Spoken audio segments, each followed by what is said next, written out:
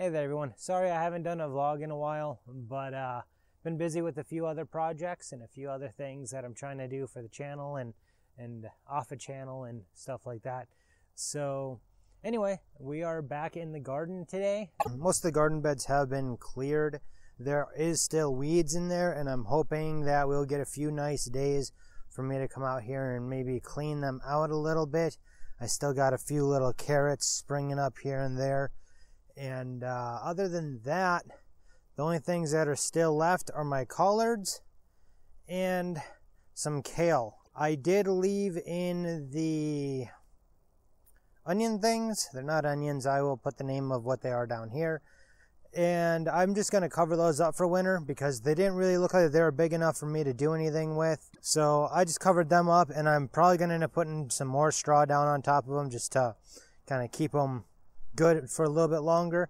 I've been told that they'll last over winter, so I guess we'll see. These two beds I have not been able to fill up yet. I had a bunch of little grow cups that were sitting over here, and I had dumped those all out and saved as much of them as I could that would be worthwhile. And so that's where all that dirt is coming from. If you guys remember, I had a big plastic sheet over here, and I took that all out today, kind of got rid of some of the junk that was in there. Still don't have a place for all this, so it's just going to sit during the winter. Nothing here should be harmed. I would really like to be able to weed this out and put more straw down yet this winter, but not sure that's going to happen because weather in North Dakota has been turning cold and icky pretty quick. Obviously, I didn't do anything with that one since I weeded it. These two beds, I do need to pull out the weeds around them as well if I get a chance to. And then, of course, I did mow this down as low as I possibly could with the push mower today. And everything that was in the beds is now in my compost pile. So hopefully this will actually compost. I flipped it yesterday. I moved it from there to over here.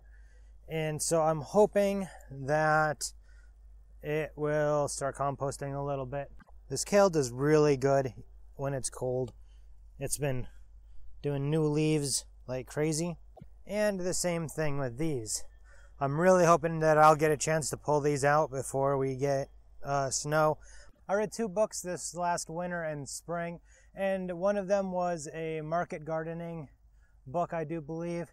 And then the second one was the second edition of Square Foot Gardening. And what I had planned to do was basically kind of combine the two and make my own kind of plan and stuff. This book I will do a review on, so if you want to know more about it and my thoughts on the book, make sure that you check out the review for it. Once it's up, I'll put a link to it right up here. I like some things of this and I don't like some things of it. And the same thing kind of goes for that other book as well. Basically, this book wants you to do square foot gardening, which is basically a lot of things in a square foot. So it's very modular, which is nice because you can have as big or as small of a bed as you want. Along with that, you're also supposed to kind of plant more densely than you normally would, and you're supposed to mix the plants together. So as you guys can see in this chart right here, I basically had the lot of plants mixed up with different plants and stuff like that, which is perfectly fine. However, for my brain to remember what is what and where it is really, really hard for me to do. So I think next year I'm not going to mix them up quite as much. I will definitely be having a mixture of plants in the same beds, but I'm not going to be mixing them up as much as I did this year. In the spring, I'm also looking at doing a small caterpillar cover over some of these beds so that I can get them growing sooner than I would otherwise, and I'll be able to plant a little bit sooner than I would and keep the plants warmer longer than I would be able to in a standard open garden like I did this year.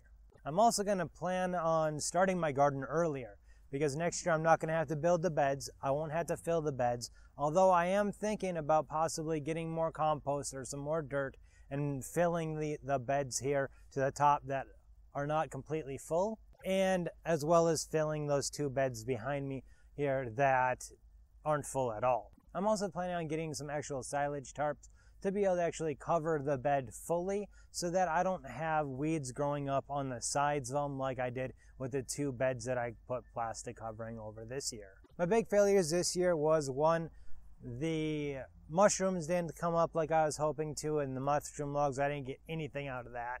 However, I was also told that they may end up actually taking 2 years instead of 1 year, depending on the climate and all that kind of stuff. So I'm not too horribly worried about that because I still do have a chance with the mushroom logs next year. Another failure that I had this year was I'm not good at knowing and remembering how long a plant is supposed to be in the ground before I should be able to pick it. So therefore, a lot of my radishes and a lot of some of the other plants that I planted this year also ended up not being able to be harvested because I let them just go way too long, and by the time I got to them, they were woody or starting to go bad already and just wasn't good harvest. Now, something that I did do good this year is I got the beds made. I got most of them filled with compost. I tried out a few veggies that I haven't tried before, a few different types of kale and stuff that I found out that I didn't really like and really didn't have that great of a taste. And so now I know not to do those next year. I also tried several peppers and found out that they're going to end up having to be in a caterpillar tunnel sooner and later into the season. I'm going to have to cover those up sooner to be able to really keep them warm to where they're going to be able to actually give me any hot peppers. The bell peppers I did get a few out of. However, they were kind of the same deal, I think. I think that they should have been in the ground a lot sooner and probably had some way like a caterpillar tunnel to keep them a little bit warmer. Another good thing that I did is I have figured out what I'm going to do with the rows so that I don't have to be mowing them. My battery's about to die, so hopefully you guys like this last vlog from the garden for 2017. I probably won't be vlogging a lot this winter. However, I do have a few projects that I want to work on, and I might just take you guys with me on those. So if you like this vlog, make sure you go back, watch some of my other vlogs. There's only like 8 or 9 of them or something like that. So it's not going to take you too horribly long. And make sure you hit that subscribe button to see my review on the Square Foot Gardening Book Volume 2. And until next time, you guys all have a good one.